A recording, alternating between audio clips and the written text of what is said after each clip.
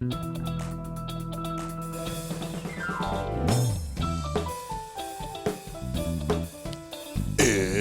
Gem City Tonight with Andrew Mitakides, featuring music director Aimee James. Tonight's guests from Wells & Company Tattoo, Chad Wells, Courteney Huff, and Eric Whiting. And now, ladies and gentlemen, here's your host, Andrew Mitakides. Hey.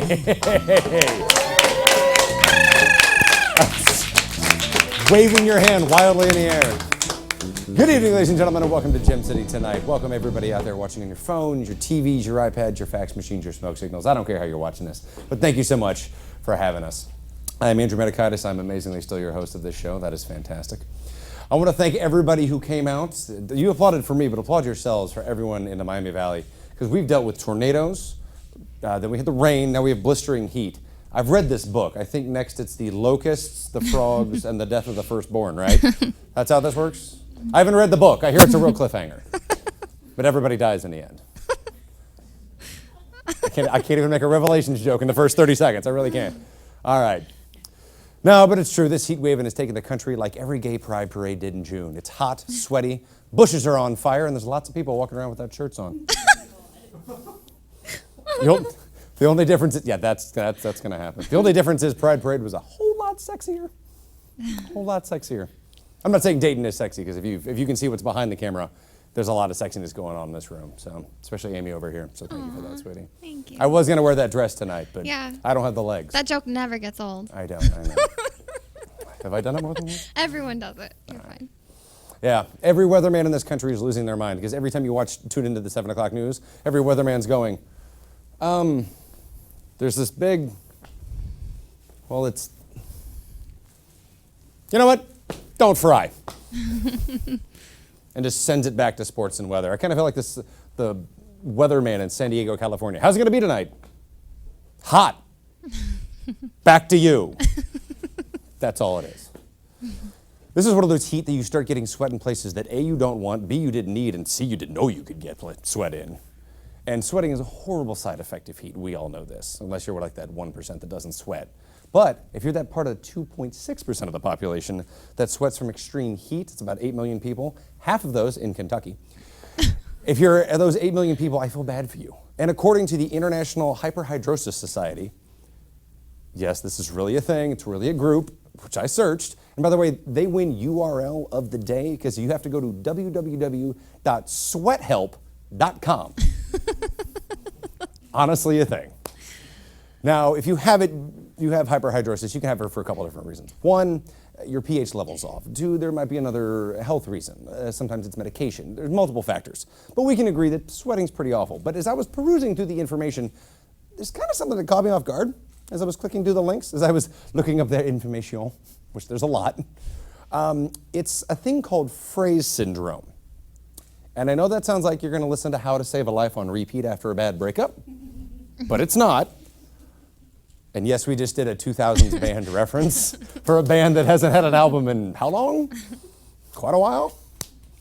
But one of the things about phrase syndrome is you have redness and sweating, and like your cheeks get red, and there's like sweating down your ears and so forth. But this is the fun part about having this, and I shouldn't say fun, because as I read it, I was like, this is awful. And by the way, if you at Gem City Tonight, if you know anyone who has it or does, let us know. I've never met anyone with this, but I've Googled it. So this happens, and they can appear, and this is what it's quoted online, anytime a person eats, sees, dreams, thinks, or talks about certain foods. Yeah, I'm going to say this again. Eats, dreams, thinks, or sees certain foods.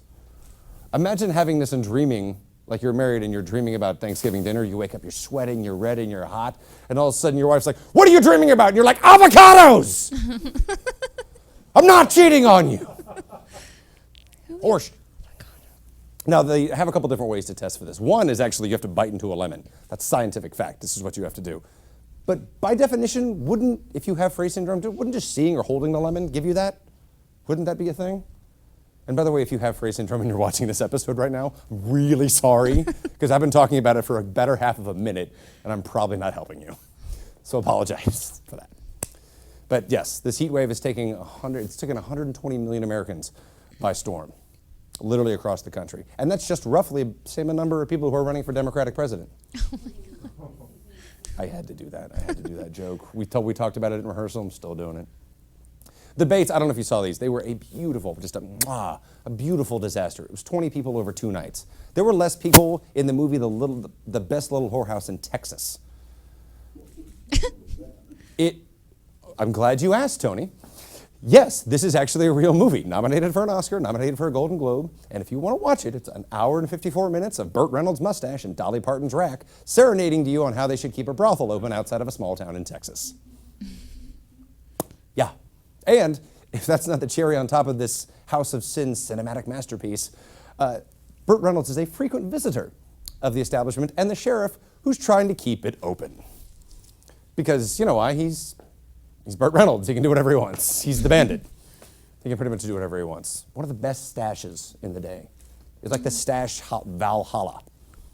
It's like him, Magnum P.I., Sam Elliott. Ron Swanson. Ron Swanson, that's a good one. Like, if no one has started this Mustache Hall of Fame, I think we need to. Well, my boyfriend said that you are, like, Ron Swanson looks like you. Like, you're going to grow up to be Ron Swanson.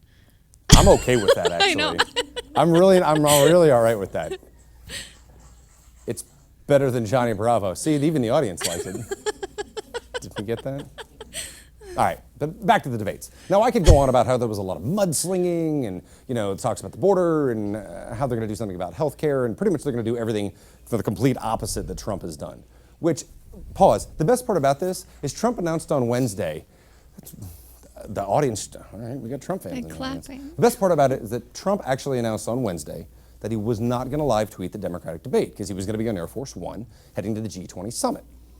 And literally in his last tweet at 7:41, it said, sorry, do this without laughing, sorry, off on Air Force One, off to save the free world. Which, by the way, the words free and world are both capitalized. That makes it a pronoun, right?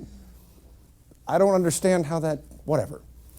So that's 7:41. Debates at 9, 9:35 rolls around, and you know he's sitting on Air Force One like a mean girl, like, give me my phone. No, mister, give me my phone. He tweets, and all it says is, boring. That's it. No hashtag, no context, no nothing, just boring. No hashtag. Now, he is on a 17-hour flight to the G20 summit, so he could be referring to the debate, the flight, or the in-flight movie, which was City Slickers 2, The Legend of Curly's Gold. It could have been any of those things. We need to fact check that, because if that's true, that's fantastic. And then he proceeds to tweet 3 more times. The other 2 I'm not worried about. The third one is the best one, and it's still up and you can still check it out. It's a cover. It's a fake cover of Time magazine. And in it is political yard signs. And in them, going off to the distance, this is true, it says Trump 2020, Trump 2024, Trump 2028, Trump 2032, Trump, not done, Trump 2036, not done, Trump 2040, and off into the distance where you can't read it anymore. If you don't understand why this can't happen, do me a favor, go to gemcitytonight.com and leave something in the comment section, and we'll send you a copy of the 22nd Amendment of the United States Constitution. Just like we did tonight before the show. I actually put it in the mail and sent it to the White House. Oh my gosh. It's a true story. Trump's not going to get it, but I'll let you know if anything happens. It's not going to. And now I harp on him, and I don't really take a political stance in the show. If I take a shot at the right, I'll take a shot at the left. So, that being said, the Democrats didn't really shine over the 2 nights. For the most part, they didn't really answer any question consistently. They'll start it, and then they hung a hard left. Like a lot of the questions were, what do you do to fix health care in America? And they would go, that's a really good question. That's good. I don't think the Green Book won enough Oscars either. What? No, you can't. No, I need you to come back. And then somebody else would cut them off. I've seen more organization at a town PTO meeting. It was ridiculous. Then some of them started speaking Spanish for no reason. I turned it on when Beto O'Rourke, he's the guy who does this a lot. It's the one guy you don't want to give a baby. Is my point made yet? But it turned it on, he just fluently started talking Spanish. And I was like, did I hit the SAP button? I was like, what's happening? nachos, burritos? I don't know. He looked like when a white guy tries to order a margarita at a Mexican restaurant. He's like, hola, cervezas, por favor. Please don't spit in my food. You spit in my food. That's good. Just look of horrification over his face. And then that was the first night. Then the second night, Kamala Harris kind of shut the whole room down when she looks at Biden out of the corner of her eye and goes, Joe, I don't think you're a racist.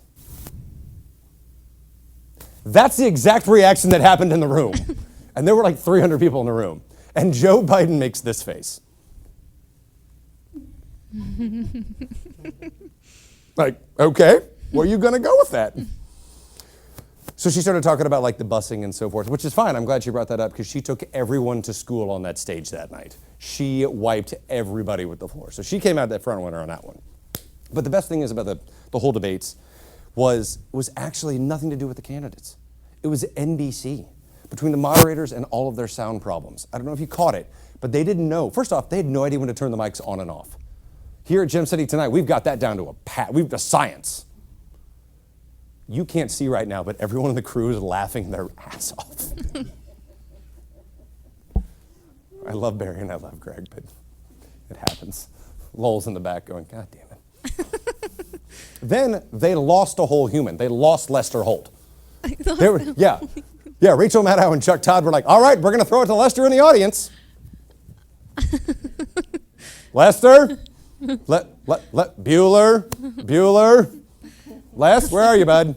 Totally lost him. Just backstage. Completely had no idea. And then the best part is, at one point, 4 moderators were on the stage, couldn't get anyone to pay attention. It was like a 6-year-old's birthday. Like at one point, they were like, Warren, don't touch that. Sanders, put that down. Buttigieg, get that out of your mouth. And Hoovenlinger, who are you? What the hell? Couldn't control it. Now, unfortunately, there were some winners and there's some losers. And the next debate's going to be in July as Ohioans, that state up north that we don't talk about. I can't say it. Somebody say it for me. Michigan. Yeah, it's going to be that one. It's going to be in Detroit. And it's going to be in July, but starting in September, we're going to have a debate every month after September until 2020. That means, yes, you can watch the debate in October 2019, November, December, into January 2020, February, March, and April. So the debates will kind of be, showing up every month, bothering us for a few days, making us really irritable. But it's okay, because the Democrats have stated that they'll be sending us tissues, Haagen-Dazs ice cream, and leaving us alone for a week. We got a great show for you tonight. Put your hands together for Aimee James, everybody.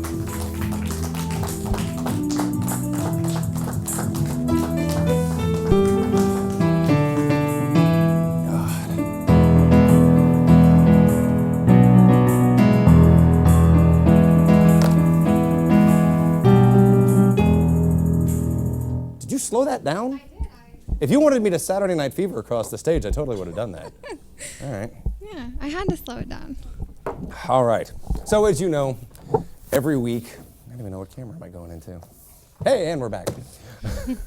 So every week we do something for our ladies at Dayton Unknown. We always do Dayton Facts. And because this will air after the 4th of July, but it's coming up. Which, by the way, if you are going to celebrate for the 4th of July, Uber, take care of fireworks. Are you doing anything for 4th of July? I don't know. I don't America's think so. birthday, and you're just like, I mean, I'm there. I'm America's birthday. You're America's birthday? Yeah. I'm wearing America's birthday. I'm a little firework baby. Oh, okay. Oh, all right. So we always do something. So this is your one for 4th of July. So we wanted to feature a Dayton Patriot. So Tony Stein from North Dayton was the only Daytonian to receive the Congressional Medal of Honor for World War II. He was also the first recipient of the Congressional Medal of Honor for Iwo Jima. On February 9th, 1945, Tony was the first of his troop to land on the beach at Iwo Jima, and when the battle came to a stalemate, said that wrong, Tony bravely exposed himself so that the enemy would give away their location. He then attacked pillboxes one by one, and during this one-man assault, Tony successfully killed 20 enemy soldiers. Goes on, accounts of this event, Tony was firing his gun mercilessly, only stopping enough to run to the beach, get more ammo, one back, and would take another fallen soldier back and forth and back and forth. He made a total of 8 trips. Later, despite a weapon, Tony covered his platoon on the way out. Tony, however, was killed in action by a sniper May 1st, 1945, and is buried at Dayton's Calvary Cemetery. The best thing about this is to this day, the Marines actually have a workout dedicated in Tony's honor that they still do. So that's pretty cool. So that's your fact from Dayton Unknown. Thank you, ladies. All right, we're going to move into our fun. This was a fun desk piece. So as we were moving out of Pride Week, or Pride Month, I always thought it was funny. I'm sorry, I love drag queens. I love drag queen shows. We got the Ruby Girls in town. We got Mask. I think it's a blast. So one of the things we wanted to do is see what your drag name could be. So have you ever done this before? No. Okay. But So I'm you excited. take the name of your first pet and the first street you lived on. So what is that? Amira Selma. Amira Selma. Amira Selma sounds like a drag name. Sounds like another name too. It sounds like you caught something. Or it sounds like an appetizer. I'll have the caught Amira something. Selma and a glass of the Chablis. Amira Selma. A nice Cabernet. I'll have a glass of the Chablis and the escargot. All right, anyway, so we went online and we had people do their drag name. These were some of my favorite. Sandy Endover. Tinker Bourbon. Pepper Trotter. Harley Cherry. Who's? They get better. Tippy Dahlgren. Honey Nutmeg. That's cute. Yeah, I haven't gotten to the good ones yet. Tootsie Garfield. Dobie Beechwood. Sugar Claymore. Sparky Linden. Rowdy Aspen. That sounds like a wrestler. Rowdy Aspen off the top rope. Midnight Bunker. I swear, who names an animal Midnight? You sure these are drag queen names? This is what you do. First animal in the street you live on. I feel like that's the porn star name. No, no, that's something else. Oh, is it? That's what we should do next. No, we can't. No, do we that can't next do week. No, we can't. Ash Skyview, Ginger Tanari, and then we're going to give the ones I like the most. Stormy Redcoach. It's not bad. I think that's Keith's actually. Black Cherry Jones Cove. All right, break this down real quick. Black Cherry, is that the name of your pet? Or just Black is the name of your pet? Or is your name Black Cherry Jones? And you live on Cove? I don't know how to unpack this. I really don't. Oh my God. I don't know. Okay. Kiwi Cornwallis. That's cute. I don't know. You should just name your animals Kiwi. that. Not just Kiwi. Kiwi Cornwallis. That's adorable. Tucker Peabody. Which kind of makes sense for a drag queen. And a, you know. Bethany, are you snorting in the audience? Okay. And then the one I think is going to take it, my friend Lauren came up with, Sparkles Bellbrook. So Sparkles wins. So those are your drag queen's names. You can still do it at home. Feel free to go to Gem City tonight. Remember, it is the first pet you have and the first street you lived on. We'll keep doing these. I'm totally fine with that. All right, we'll be right back with more Gem City tonight.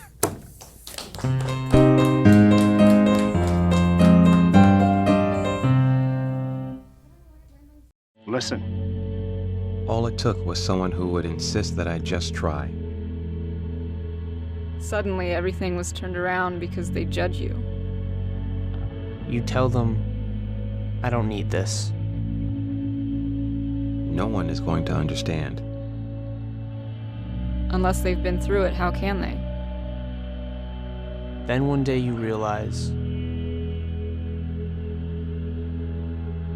You feel so hopeless. I need help.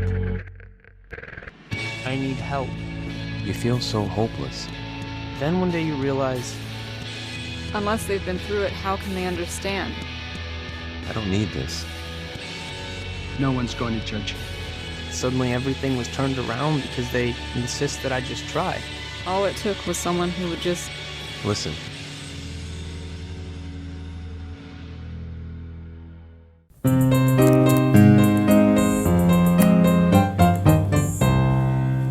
All right. So every now and then they do let me away from my desk and we do a segment called A Greek in the Streets. I got a really, really fantastic chance to meet up with Chad Wells and his company, Wells & Company Tattoo. They're down on 3rd Street and they do some great work. He's also part of another band called Cricket Bows. He's just a great, great guy. He got me a chance to go in, talk about some of his artwork and what he does. So here's Chad Wells with A Greek in the Streets. So we actually have a chance to sit down with the Wells of Wells & Co., Chad Wells, to talk about his actual shop, what he's been doing, and Dayton, Ohio, of all the places to open a shop.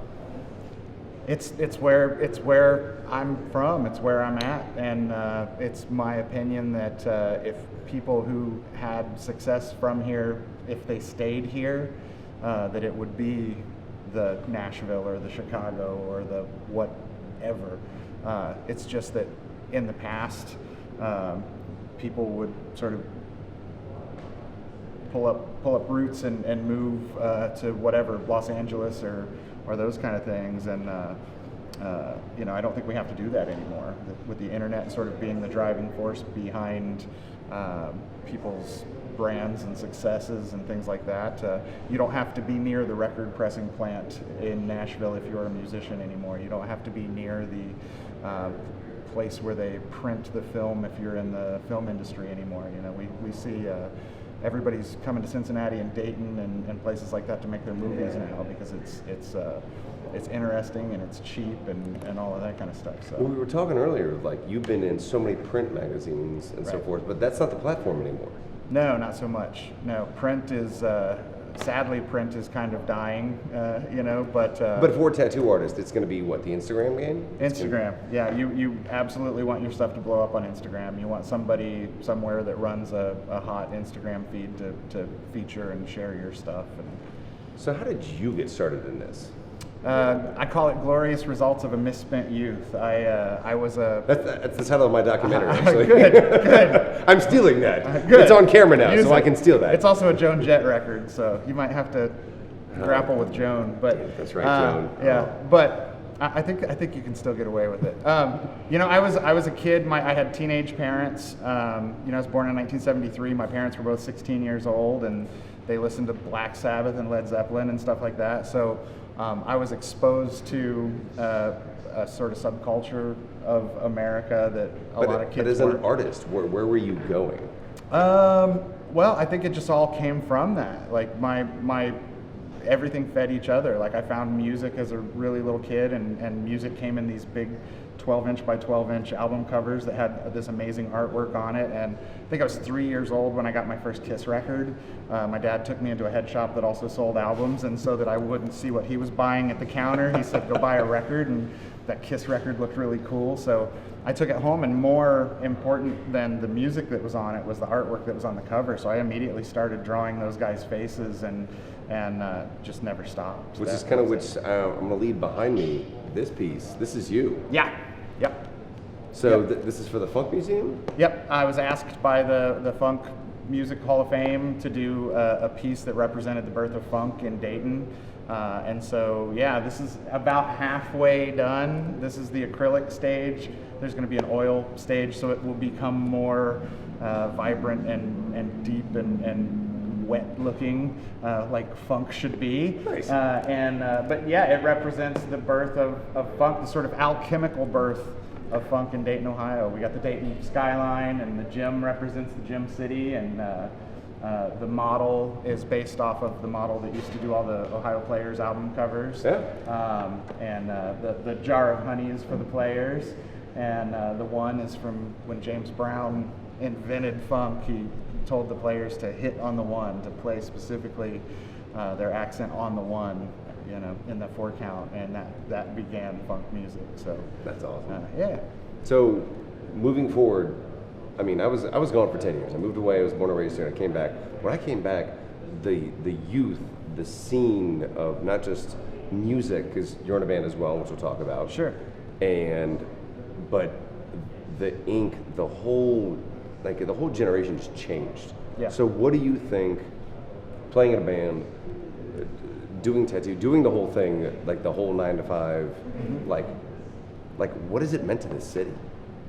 Dayton's always had a really vibrant artistic community. Like when I was a little kid, my grandparents were involved in bluegrass music. Like my grandpa played with bluegrass people, so we always had like living rooms full of musicians jamming together. And then when I got a little older, I got into punk rock and heavy metal and stuff. There were all these like underground house shows and warehouse shows. The joke about Dayton used to be when somebody would from out of town would say, what is there to do in Dayton? You would say, go to Columbus or go to Cincinnati or go to Indianapolis. Like we're located in a nice central location that you can get to a lot of places, but there's nothing to do here was the thing. But I think there always was if you went looking for it. The thing is that when punk rock sort of happened and then that post-punk grunge emo movement sort of happened, all of that music and culture that went with that, skateboarding, tattooing, comic book art, music, all of that, all of those people, you know, I'm 45 years old now, so the kids that were kind of Nirvana kids that thought, like, we can do this ourselves, we can make our own records, or we can set up our own businesses, put out our own magazines, like we've all come of age and are doing it now, and we're organizing. We're, instead of having random... And the response from this community has been... Fantastic. I mean, the space where I'm in here, I remember a time when opening a tattoo shop, it was really hard. You had to be X amount of feet from a school. You had to be, it was like opening a porn shop. Yeah, absolutely. Really? And it was hard to get anybody to lease a space to you as a tattooer. They thought that your people would be standing outside with their shirts off, smoking cigarettes and revving their motorcycles. And you've been tattooing for how many years? 27 years. Wow, that's crazy. Yeah.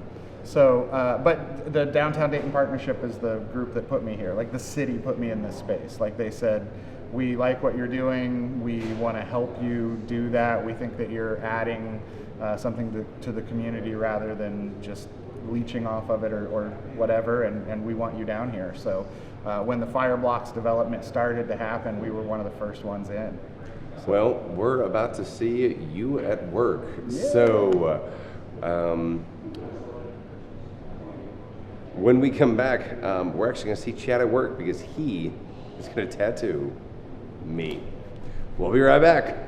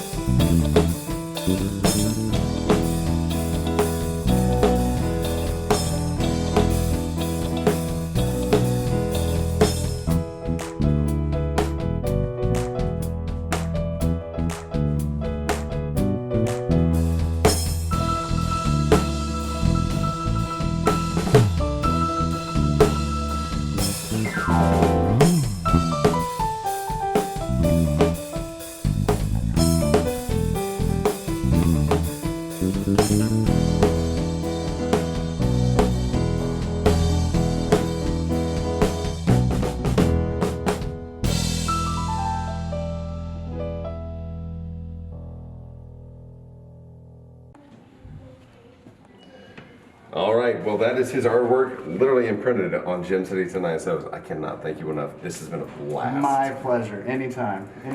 You have been, I might have been a big baby, but that was awesome, and my wife is definitely going to love it. Yay. Can't thank you enough for having us here tonight. My pleasure. Thanks for coming. We'll be right back with more Gem City tonight. All right, that was Chad Wells. Yes, I got a flamingo tattoo. Yes, that was for my wife.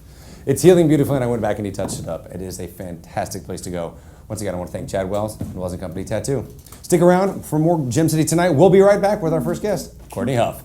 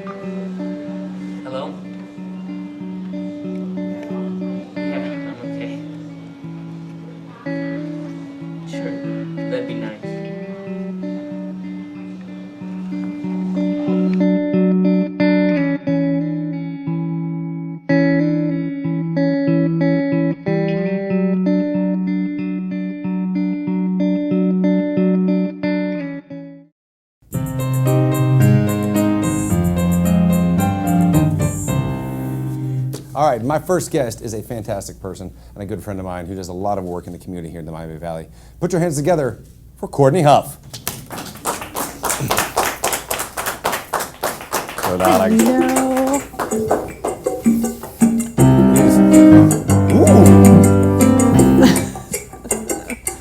Got some salsa music going. I like that. She wanted you to dance in. I think that's what I was going. Sorry. What's that? Thank you for coming on the show. Thank you for having me. So, other than having better hair than me, that sucks. So, your official title, if I can get this right, you're a recovery advocate. Correct. Okay, and you've been doing that for About 5 years. Okay, so I know, but explain, because this isn't what you started, because you were like me, you did broadcast, right? Correct. So how did you get into this field? So addiction, mental health has been a part of my life for as long as I can remember. My mom was an alcoholic until I was 10. She got sober and then went to school, got her master's degree, and started working in the recovery industry. So just kind of fell in it behind her and have been in it ever since and just absolutely love it. So my job is to get people into treatment, give them resources when they're looking for help, kind of advocate around the community, being involved in a lot of events that are in Dayton, a lot of the task force that are here, networking with the sheriff, and doing anything I can to help people in the Dayton area recover. I was going to say, that sounds like you're doing everything you can, bit. not just anything, it's everything. A little bit. So not only on top of that, you've done 2 documentaries on this. I have, yes. And they're called? Revived and Renewed is the title of them. So our documentary, the first one, I don't know if anybody remembers, a few years ago, there was a council member who wanted there to be like a 3 strikes rule for Narcan. Narcan is the overdose reversing drug. If somebody is suffering from an overdose, you can give them Narcan and it will bring them back. A vasodilator. Yes. Yeah. Yes. I've used it before. Not me, on me. Never mind. So when this council member started talking about this 3 strikes rule, I just had to do something about it. So reached out to some people that I know who are in recovery, that I know had received Narcan. So I had 6 friends who are all still clean and sober, and got with them and said, I want to show this council member, that he's wrong, that people can recover after 10 times of Narcan. So they came and told their story, and we did the documentary as like a thank you to the first responders, because within that, there is the burnout factor that we do know happens with EMTs and people who work in hospitals. So we did this documentary as a thank you, for them being saved. Nice. Yes. And how do we find those? Those are on YouTube. So go to YouTube and just search Revived and Renewed. Okay. So you've been saying 5 years you've been kind of working in the field? Correct. So we, as the Gem City, has kind of got a rap a while back for the drugs and the overdoses and so forth. Yes. But there's been a change, there's been an upswing. There has. Where do you see the future kind of as we move forward for the city as we progress? I mean, there's always going to be a drug problem. We just brought everything to light by being the overdose capital of the world in 2017. 566 overdoses in one county in 1 year was insane in 2017. So in terms of the entire country, not just Dayton, there's always a drug problem. There's always a mental health problem. So not losing focus that, we are making a difference. Last year, our overdoses were 289. So it was a huge difference from the year before. However, people are still committing suicide. People are still suffering from alcoholism. So I think that the future is definitely bringing to light that people do recover, but we can't forget about the other drugs. Just because people are dying of heroin right now, we can't forget that there's still always a drug problem. So how do we find you if someone who's watching this episode needs help or is seeking treatment? Where do they go? Yeah, you can reach out to me on Facebook. My name, I've got a Facebook page. Just put my name in and message me there, and I will help anybody find treatment. I'll help them find a recovery group, a peer supporter, anything that they need to get help. All right. We'll be back on a much lighter and happier note when we come back with Courteney. More Gem City tonight after this. Is that okay? That's perfect. Thanks, I want to get the serious stuff.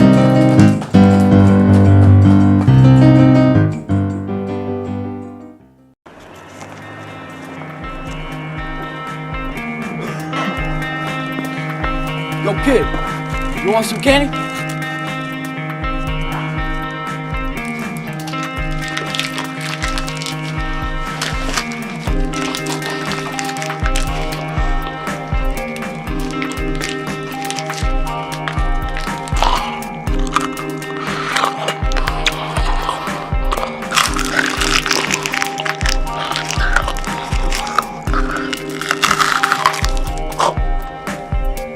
No thanks. I'm good.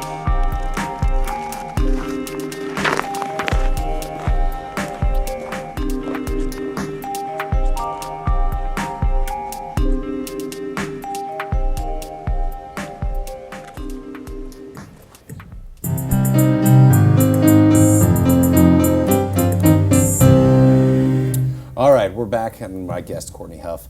We were talking about addiction and so forth. I have one more serious question before we move into the fun stuff. I promise we'll get there. We'll get there. So, what is one of the most common things you see that anybody watching this, if they're struggling, what could you tell them? Oh, goodness. Right on the spot. I told you I was going to give you one on the fly. That there's always hope, because one of the things that irritates me the most is the negative comments that people say, to people who are struggling with addiction or mental health, because the people who are an addict themselves, they think all those things about themselves, so it doesn't matter if you're saying negative things to them, they believe that too. So I just want to tell anybody who's struggling, that there is always help and there's always hope, and there are people that love you and care about you. Yes. It's a fantastic message, which those here on Gem City Tonight, we know we like to let that message know, and as we do with every episode, that you're not alone and you never will be. So, moving on to fun stuff. I promise you we would get there. So, we always ask everybody who's on the show, where's your favorite place to go in Dayton? If you're going anywhere right now, you're going to eat, drink, hang out, where's your Zen place? Where in Dayton is where's Courteney's place? Oh, in Dayton. So, I'm going to say or right surrounding now, proper. The Walnut Hills area, because that's where I'm getting ready to set up residence, and That's right, you just got a house. I just got a house in the Walnut Look at Hills you area. being a homeowner. I know. So I love the new park that's there.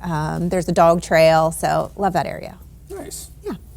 So what Courteney didn't know I was going to do on this show, we've been talking, we've been friends for a while. So we have, even though my mug is pretty famous and I'm already surrounded by a beautiful woman who's a musician, but she's behind that piano, Courteney's actually going to be helping us in the field from time to time. So I kind of drug her in, and she willingly. Oh, I threw myself at you. So we're going to be doing a couple of pieces with her towards the end of the season, then moving into next season. So please put your hands together for the newest member of our crew, Courteney Huff.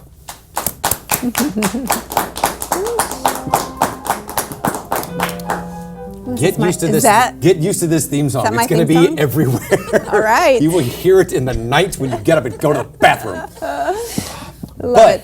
But as is per customary, you're not off the hook yet, because we're going to be playing a game with you a little bit later. Okay. Okay? Sounds great. You ready for it? I'm ready. All right. We'll be back with more Gem City Tonight right after this. Do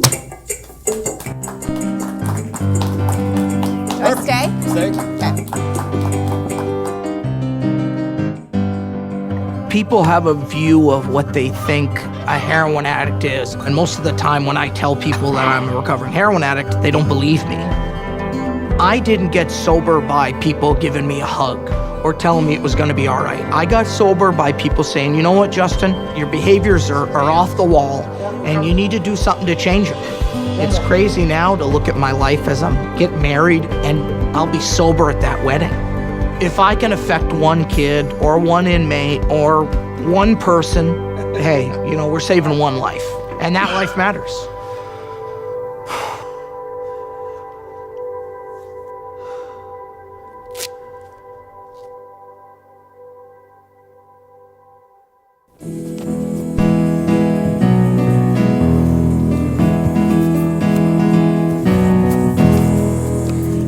All right, my next guest is one of DATV's own, a great guy and director. Put your hands together for Eric Whiting. Hey, how are you? Hey, have a seat. All right. Also, I should have said better voice than me, too. So, I don't know where to start. Not only did you just have a movie come out, we'll get there, but you work here, you're an integral part of the team. Thank you, by the way. Oh, you're welcome. So, So let's start with, how did you get involved in DATV? DATV. So when I was a teenager, I volunteered at MVCC a lot in Centerville, and they had a job opening in 2012. So with that experience, I got the job here, and I've been here ever since. So you went to, if my readers are correct, you went to Temple? Yes, I went to Temple University. I studied in their film program and graduated in 2011. Okay, because that's like a big, that's a BFD. Yep. So are you from here?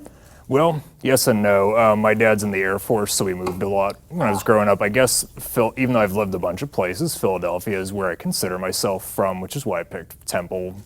But yeah, when I was in high school, I lived out here, so my dad worked at Wright Pat, so Philadelphia wasn't really calling my name when it was time to graduate, but I had connections out here, so for a number of reasons, I moved back here. All right, well, good. That was good for us. So let's get into one of the reasons I wanted to know the show. You just had a movie come out, and this is your third movie? A third feature film that I've directed. I've worked on a bunch of others as an editor and stuff, but yeah, this newest one called Ragmork is the third that I've written and directed. So you've done Hellhounds, Primordial, and now this? Yes. Okay, cool. So I'm gonna jump right into it. We'll get to a trailer here in a bit, but what prompted you to do this? Well, I don't know the gap between movies. Do you have a Sure.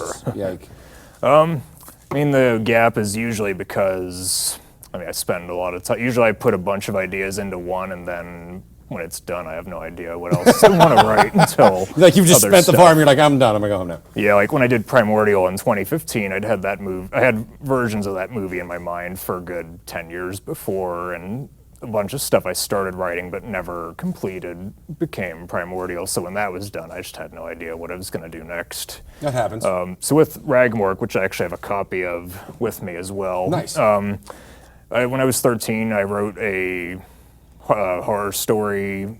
It wasn't nearly as dark or adult. It was about kids who were being haunted by this dead guy that was alive. And so I took that story and took another script I wrote in college, actually, that I never did anything with, and kind of combined the two. But because Ragmork has a lot to do with like suicide and mental illness. I was going to touch on that, yeah.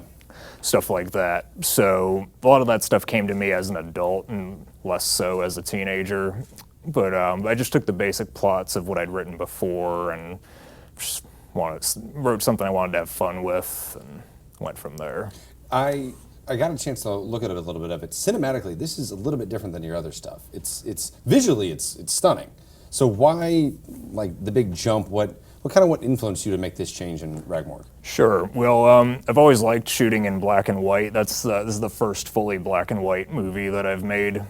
Hellhounds and Primordial both have black and white segments. A lot of people who watched Primordial said they would have loved to have seen an entirely black and white version of that movie.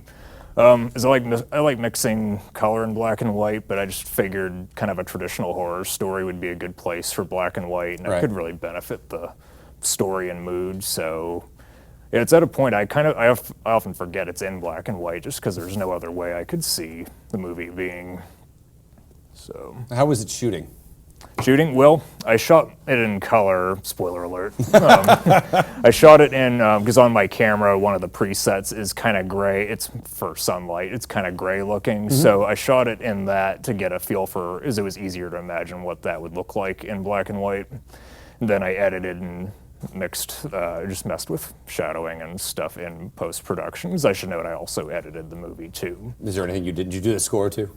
Actually, the lead actor did the score, and I was really impressed with what he did. I didn't know, I had a couple people in mind to do the score.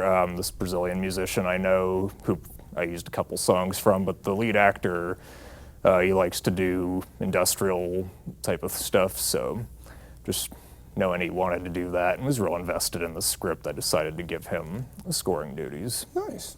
Well, we actually have a trailer. You brought a clip with you? Yes, I did. All right, we're gonna go see a clip from Ragmork.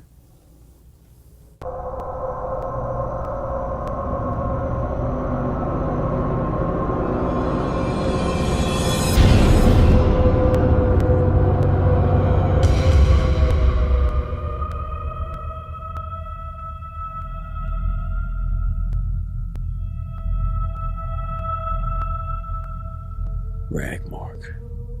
That was what I called it.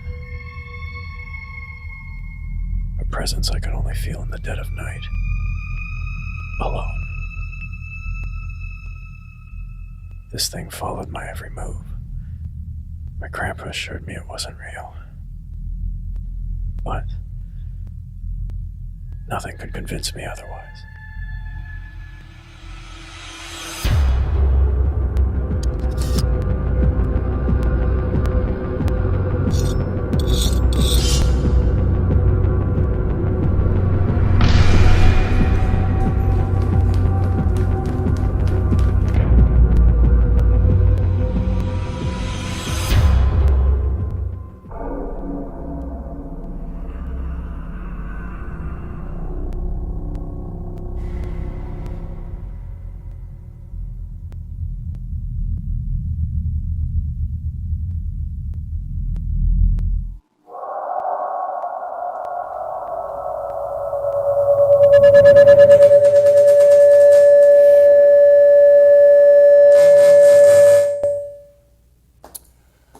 All right. That was the trailer for Eric Whiting's Ragmork. Ooh, I'm hot. Where do we find a copy of it? So I do have copies for sale with me, and also I have a web store called whitingfilms.storeenvy.com. There's a Facebook page for the movie as well, which might make it easier to find. So. All right, well, we're not done with him because we're going to keep him around for the game. So we'll be right back, more with Eric, and we're about to play Password with our other guests.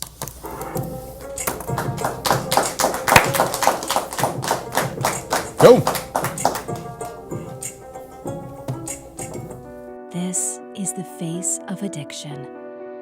Addiction doesn't discriminate. Alcohol, smoking weed, pills, crack, K2, spice, acid, cocaine, crystal meth, heroin.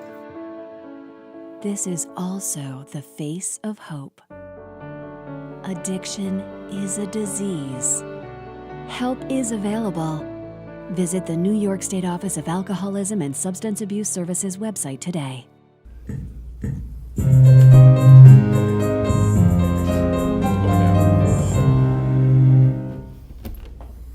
Hello, welcome back to Gym City Tonight. I am not your host, Andrew Mitakides. I am comedian Keith Irvin, and welcome to Gym City Tonight Password. Here's our contestants. We have Andrew, we have Bethany, we have Courtney, and we have Eric. Now, thank you, Mom. I have two answers. They have to figure out what these words are. So I'm going to start with Courtney and Mr. Andrew. Did you forget my name? Yeah, I did. I was going to call you Eric. Oh, crap. Okay.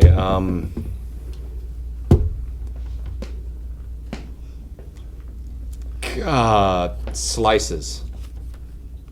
Lunch meat. No. Is it my turn? Do I have to give another word? Yeah, you can give a different word. Red. Baloney.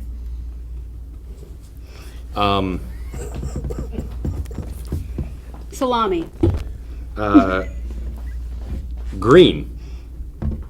Ham. Stop at the meats!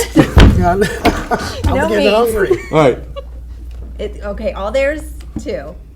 Round. Slices, red, round. No meats. No meats. Get off the meat. Damn it. All I can think of is that cheese that's in the plastic. All right. I think I might have it. Newton. Fig Newtons. Watermelon. Okay. Why is this the hardest one? Slices, red, round, sweet. Strawberry. No, I got it. Okay. Candy. Apple. Ah! Oh! Thank you. I was going to say, if somebody didn't say Granny, I was going to shoot them. All right. Oh, All right. You guys are up. That's good. All right. Wow. Whoa. Who goes first? You guys. Keith does. Oh, are you going back Yeah, over here? There you go. Or not, Eric does. Stop cheating. I'm not looking.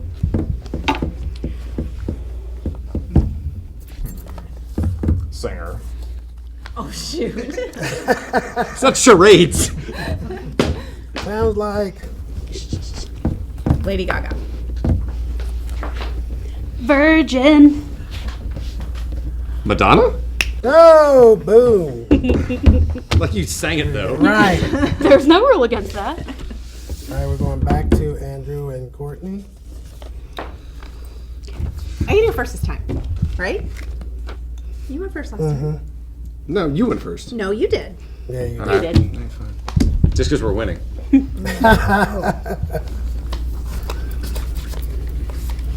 Fangs. Nosferatu. What? That's vampire. There you go. That doesn't count. No. He named a vampire. He said be Nosferatu. But That doesn't count. Nope. What's the meaning? But Yeah, then but he the said word it was was his vampire. third word that he said. Doesn't Oh count. my goodness. What- I'm Doesn't only count. allowed to say What one word. does the He's allowed mediator to say more say? than one. But his guess was Yeah. Nosferatu. It was not Yeah. vampire. I thought he said taco. I was like, right. No. All right, you go. Quit being so technical. Let's see. Right. Home. Dayton?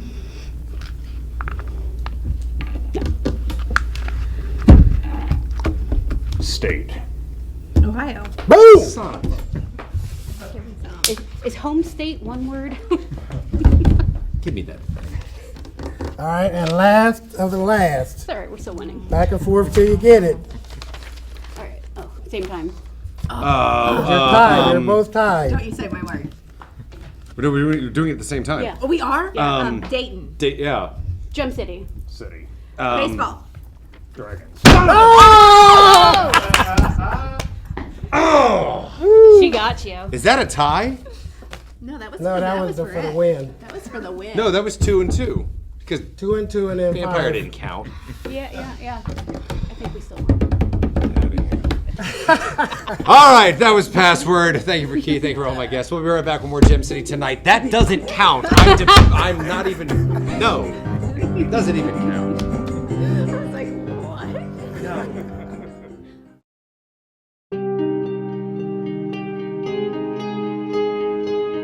I thought there was no way out of my addiction. I felt hopeless and broken.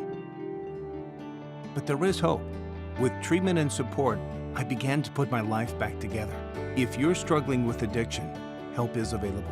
Recovery is possible with counseling, medication, peer support, group therapy, family assistance, recovery housing, and a treatment plan that addresses your individual needs. Are you ready to start down the path to recovery? To take the first step, contact your local community services board or go to opioidsolutionsrva.com.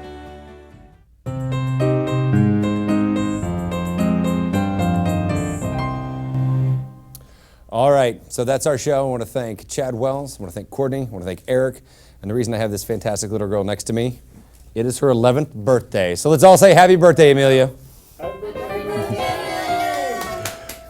That's our show. Join us for more Gem City tonight. Remember, you're not alone. You never will be. Have a good night.